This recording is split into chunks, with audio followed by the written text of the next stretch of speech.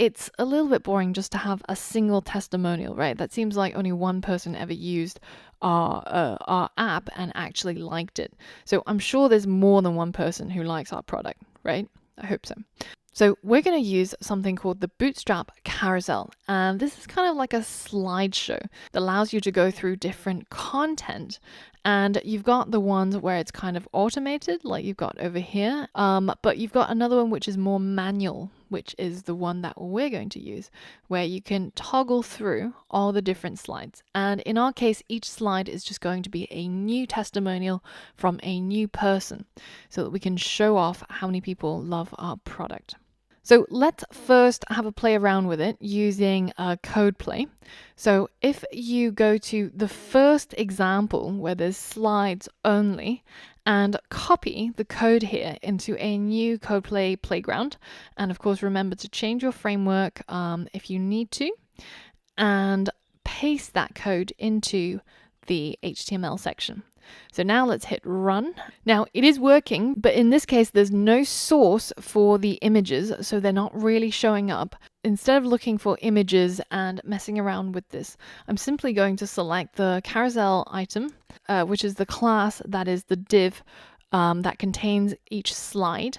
And I'm simply going to give it a height of, say, 500 pixels. And I'm going to go into the div and I'm going to add an inline style.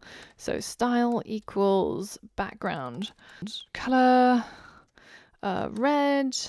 And I'm going to add this inline style to all three slides.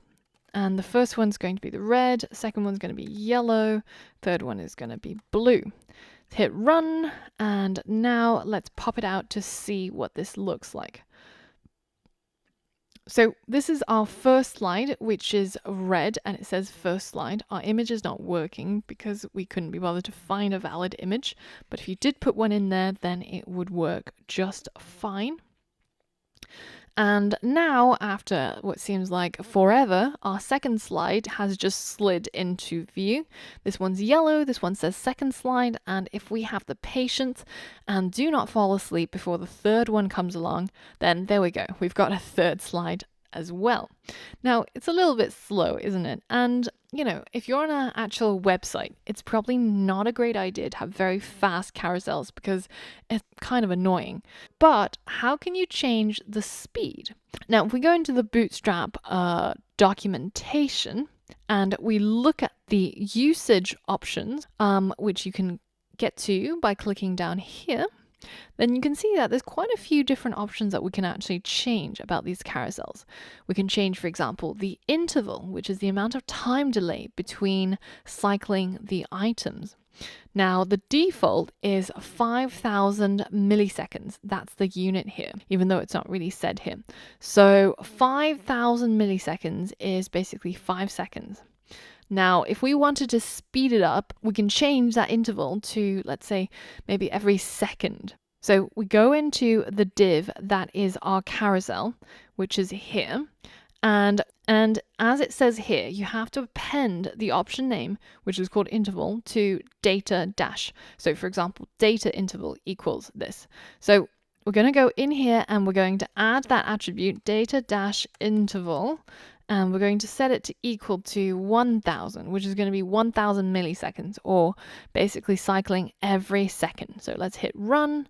And now every second our carousel is changing its slide. Now, before I blind you, there's a whole bunch of other options that you can change. For example, should the carousel react to keyboard values? So for example, going left and right. Should it be paused when the cursor is hovering over the carousel? So let's go ahead and see what some of those things might look like. So let's, for example, add the one where we can pause on hover. So let's add the attribute called data dash pause, and it's going to equal to hover. Now, if we hit run, our slides will continue going at the speed of light, but once I put my cursor inside it, then it will pause, which is quite a nice feature. And some websites are too lazy to implement this, which is really frustrating when I want to read what's on that particular slide in the carousel. Now, another thing that we can change is the slide class here. So if we removed that from the carousel class, then you can see that it no longer slides, but just changes to the next carousel item. But I quite like this sliding animation, so I'm going to put it back in. And the final one I want to show you is how do you stop this autoplay? Well, you can change ride. So data ride over here, if it's equal to carousel, will just autoplay. If it's set to false, then it will only play if you tell it to, through maybe the keyboard buttons or through some carousel buttons. So it's not autoplaying anymore. So how do we change the slides? How do we go from slide 1 to slide 2? Well, if we have a look in the docs, there's another type of carousel which has controls. So it has these buttons that lets us go between the different slides. And that's what I want to implement for our Tindog website. So how can we do this? So I want to have a static carousel that doesn't autoplay. So I'm going to leave data ride equals false. Now I don't need a data interval anymore because that only applies to the animation of auto scrolling between the different slides. And data pause on hover I also don't need because it's stopped by default. So now if we look inside this example which has the controls, then you can see that the difference between this one and the previous one that didn't have controls is that it has some buttons down here. It has a carousel control previous and a carousel control next. So let's go ahead and copy these two buttons over to our code play. And you can see down here, they've put in it just above the last div. So we're going to do exactly the same. So now if we hit run and we pop it out, you'll see that we now have buttons, but they don't work yet. Now, the reason is because as with all of these Bootstrap buttons, they have a href that targets the carousel, and it needs to be the same name as the ID of your carousel. So for example, in this case, the ID is carousel example slide only, but this href is targeting something called carousel example controls. And that's because in the second example, the ID was called carousel example controls. So let's change this. Let's make it target something like just called testimonial carousel. And we can make that the same href for the previous as well as the next buttons. And of course, we need to change the actual ID of the carousel over here. So now, whenever each of these buttons are pressed, they target the carousel that we've got in place. And now if I run our code, you can see that when I press on the buttons, it actually changes through the slides. And it works both for the next and the previous buttons. Now, let's go through each and every line of this code just so that we understand fully what it's all about.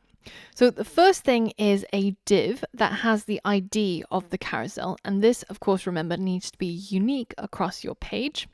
Next, we add some custom Bootstrap classes, which is carousel, which says that this div is going to be a carousel, and slide, which, if you remember from earlier on, says that our slides should animate in from the right or left rather than simply just appearing. Data ride equals false means that it doesn't autoplay, so we've got that line sorted. Next, we've got the carousel inner, and this is going to contain the contents of the carousel items, so the slides that will be changed. Inside carousel inner, we've got 3 carousel items. And the first one, the first page that you want to show on your website, so when you load up your website, the first slide is marked with an active class. And you have to have one of these carousel items being marked as the active class. Now, the next thing is some inline style that we put in just to be able to distinguish the 3 slides from each other. And then inside each of these, we've got some content. So you can have an image or you can have, say, an H1. It doesn't really matter. It doesn't change anything about the carousel. And in fact, later on, we're going to be putting our custom testimonials inside here as the carousel item content. So we can ignore these images, like here and here. Then we get to our two buttons. So the first button has the class Carousel Control Previous, and that is this left button over here. And it has an href to know which carousel to target, because you can have multiple carousels in your HTML, right? So it needs to know which one it should affect.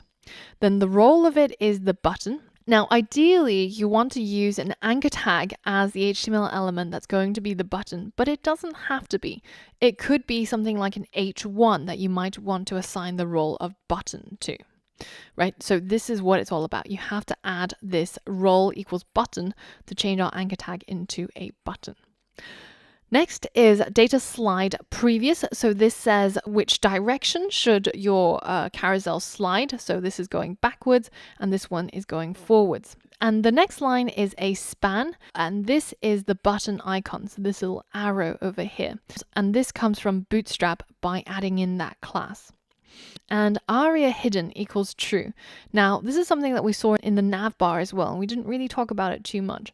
But aria hidden basically means that when a visually impaired person comes across your website, they usually have something called a screen reader, which goes through the website and reads what is on there so they can hear what we can see. Now, for things like buttons, you don't really want the screen reader to read out left button, right button, or, previous button, next button. So you have this thing called aria hidden, which basically means make the screen reader skip over this button span so that the visually impaired person doesn't have to listen to what all the buttons are. And this goes towards, making your website more accessible and friendly to people with disabilities. And this is actually a really, really big topic and a really, really important topic as well. So you can either keep it in or you can delete it, but just remember about your users who might be visually impaired. Now, the last span that we see in here is called SR only, and this stands for screen reader only. And that is what we said before, right? So instead of telling the user that there is a carousel control previous icon button, instead it just says previous on the screen reader. So you can either delete this if you're not planning on being accessible to people who have visual impairments, or you can include it and make sure that your website is more inclusive. Now, in our case, I'm actually going to get rid of it just because we're learning something new and want to keep the code as clean and pure as possible. So now this is what we've got as our carousel, and this is what we would like to implement in our website. So I like to test out the code in something like CodePlay before I put it into the website when it starts interacting with everything else, and it could lead to issues. So I want to have a pure version that's just working exactly as I need it to, and then I can transplant it into the website. So let's go ahead and copy all of this HTML over here, and we're going to put it into our index.html for our Tindog website. And I'm going to place it inside the testimonial section, of course. So now you might notice that there is this section that has been commented out. So if you select it and you hold down Command on Mac or Control on Windows, then you press the / button, then it will uncomment it and take it back into the flow of our website. So we now have two testimonials. So we can change our code to have two carousel items. So I'm going to delete the third one basically. And the first one is no longer going to have the H1 of hello, but instead it's going to have this first testimonial with pebbles that we saw earlier on. And the second one is going to be from Beverly from Illinois. I feel like I'm on a game show. Beverly from Illinois, you have just won. Not very much. So now that we've updated that, let's just check to make sure that everything else is in order. And one thing that we've transplanted over that we don't really want or need are these inline styles. So we can get rid of our inline styles that changes the background color because we have a beautiful background color already. So let's hit save and let's hit refresh. And you can see we now have a testimonial. And if I go left or right, then you can see that it's scrolling through the two different testimonials I've got. And obviously, if you have more, then you can keep adding them in, right? And the nice thing is that all the styles that I added previously, because I've got all the classes in place in the second testimonial, I didn't have to add or change any styling at all. Now, there's just one last eyesore that I want to fix before we finish off this section. And that is, I'd really like these buttons to be further out here so that they're not so close to my testimonial text, because it looks a little bit weird to my eye. Now, the reason why that's happening is because our padding is applied to the testimonial section. So this entire section is the testimonial section, and if you have a look on Chrome Developer Tools, then you can see that it has quite a lot of padding around all four sides. And that is squishing in these buttons here. So in order to change that, we can apply the padding to only the parts that we want to be padded. So what we can do instead is we can apply that padding to each carousel item so that the content inside the carousel items are padded. So the H2, the image, and the EM, they're all bunched in the center. But to have the buttons outside of that padding so that it has more space and it's more visible and more easy to click on. So to do that, all we need to do is to target the carousel item, and we're going to move the padding from the testimonial section, which is section wide, to only inside the carousel item. So now if we hit save and refresh, then you can see our buttons are now all the way out here. And if you take a look at pesticide, you can see that the buttons are now occupying a much larger space and it's hard to miss. So if you click anywhere in this section, it will scroll through the testimonials. But our padding for our carousel items are still in place and it still looks exactly the way that it did before, just we now have more logically placed buttons. So I hope you enjoyed this section of learning about the Bootstrap carousel, and it might be worth for you to have a play around with some of the other examples that they've shown inside your CodePlay playground. But in the next lesson, we're going to learn about another Bootstrap component, which is really, really useful, and that's the Bootstrap cards. So for all of that and more, I'll see you on the next lesson.